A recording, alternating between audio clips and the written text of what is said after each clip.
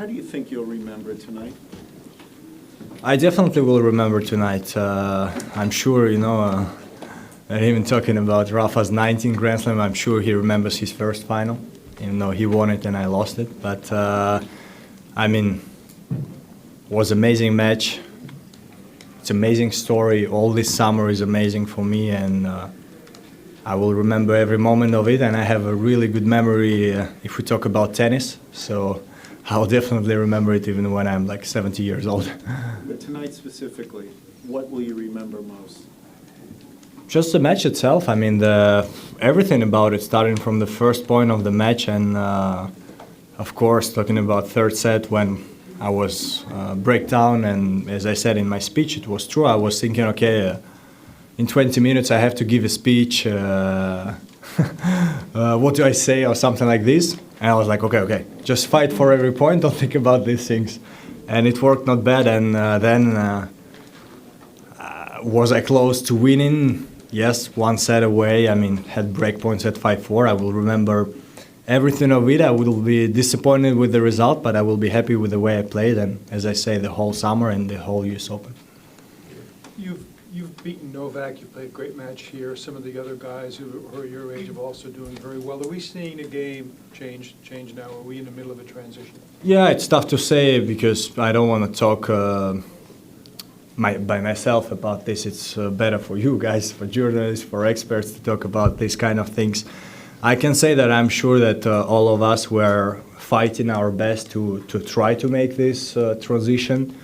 It's really tough because these guys, they're playing good tennis. I don't know what else to say. They're just playing amazing tennis, and it's really tough to beat them, even to get a set from them, even every game to win is tough. And we're just doing our best job to try to make it happen sometimes.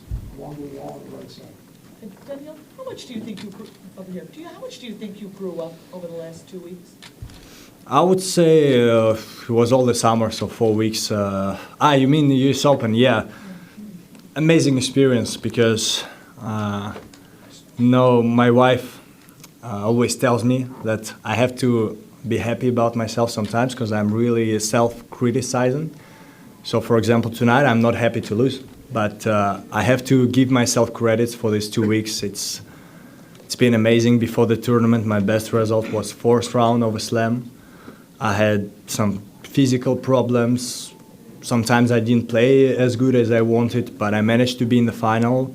I managed to give a huge fight to one of the best players in the history of our sport, and have to give myself credits. And I hope I grow a lot doing these things, but I need to continue and I need to be better.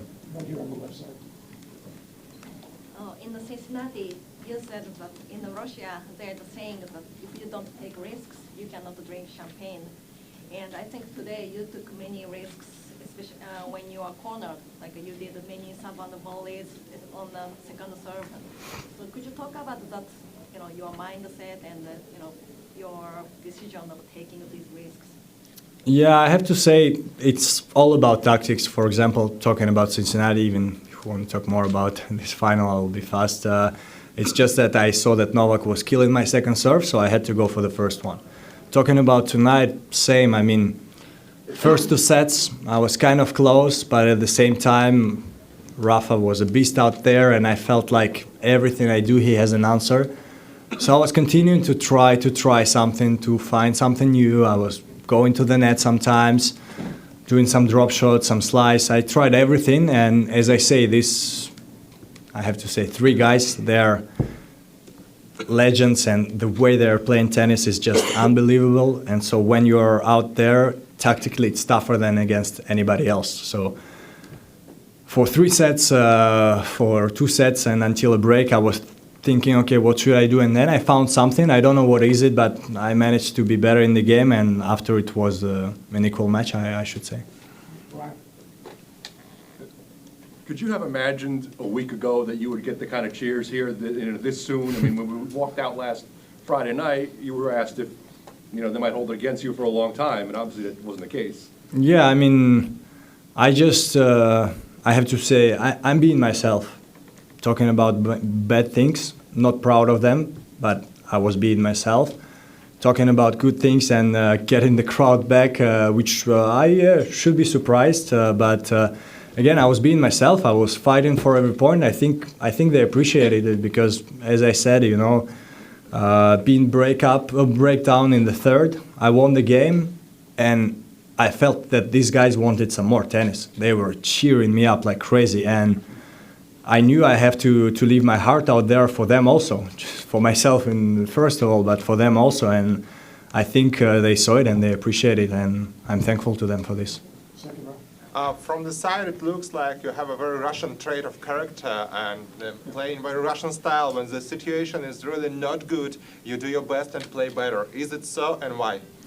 I don't think it's a Russian style because when I was a junior, I was more Russian style, and more Russian style is in tennis. I'm talking about tennis, not about life, but many times it's tough, and I was like not tanking. I was never tanking, but I was giving up. I was like, okay, it's too tough, and I've changed myself. Especially, being on ATP Tour is different than any other level, and you change yourself every day. So, as you say, I said it before the match. I knew I will be in the final of US Open. I will fight for every ball, no matter if it's 6-0, 6-0, 5-0, 40 love. I'll just try to win one more point to say myself, okay, I've done everything I could, and I can say I've done everything I could today. A little bit further about what happened to the crowd. Here you were, you had the problem a few days ago. Then all of a sudden, in this huge arena, they're chanting Medvedev.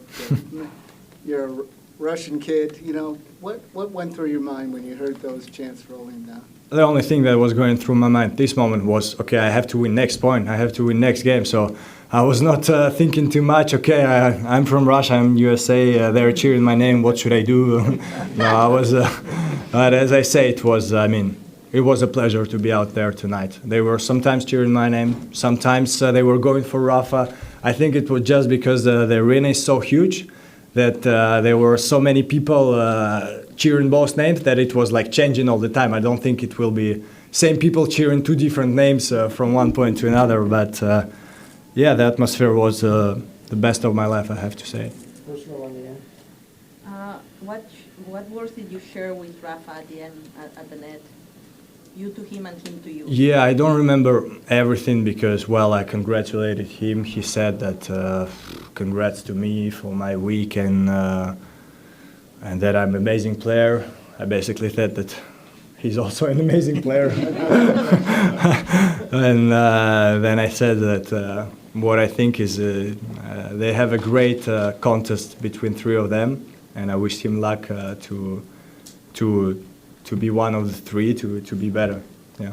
Because I do think they have a great contest and it's fun to watch. You mentioned that your wife said that you were critical of yourself, but out there, you had a lot of emotions. Is fear an emotion out there? Fear of losing your serve, fear of messing up?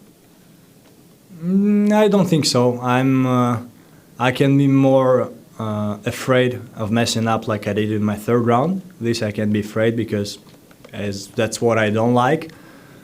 Talking about tennis, of course you can have fear, but it's more when you are in the down moment, like I was this year once. I lost, I think, 4 or 5 matches in a row, and that's when you have fear going out on the court. You're like, am I going to lose again?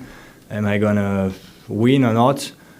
After the summer I had no fear. I had everything to win, and I think it's Rafa who had something to lose. So I went out there, I gave everything I could, and I'm proud of myself. Daniil, obviously you said that you were thinking, in 20 minutes I might have to give a speech. When you start getting the momentum and all of a sudden you're going to a 5th set, how difficult was it for you to keep focused and not enjoy that moment and think about what you were doing? It was not difficult because, as I say, even though it's my first Grand Slam final, I've been playing tennis for 17 years and had a lot of big matches, not as big as this one, but I'm ready for these moments to just be there and try to win the match. So it's not the matter of focus or fear or any deconcentration in the 5th set. It's just a matter of 2 tennis players fighting against each other because that's I always said this: tennis is a tough sport because you're only against yourself and you're open. You don't have a team behind you to support you. You don't have anyone. And so yeah, it was exactly these two players fighting each other, and he was the better one today. I have to admit it, and I have no regrets. You showed to be a great warrior, wonderful player, and athlete. But being so thin, how can you have that endurance? And do you see yourself at 33 years old to run and compete like Rafa Nadal? I do see myself at 33 years old run and compete like Rafa Nadal, although Rafa said it himself that he changed his game a lot from younger age to be able to compete at the highest level, and maybe I'll have to do the same. This I cannot know. Talking about my thing, it's just my structure because, I mean, I work a lot physically, especially, as I said, last 2.5 years when I dedicated my life to tennis, when I'm on the, let's say, training camp in France where I practice. My coaches, they kill me physically to be ready for such kind of tournaments, such kind of matches, such kind of summer, and I can be proud of my physical abilities this summer and tonight also. You don't eat pasta and pizza? I eat a lot of pasta. I try to eat not too much pizza, but I like pizza. But Hawaiian one, I'm sorry. I know Italians usually would boo me for this, but I like Hawaiian pizza.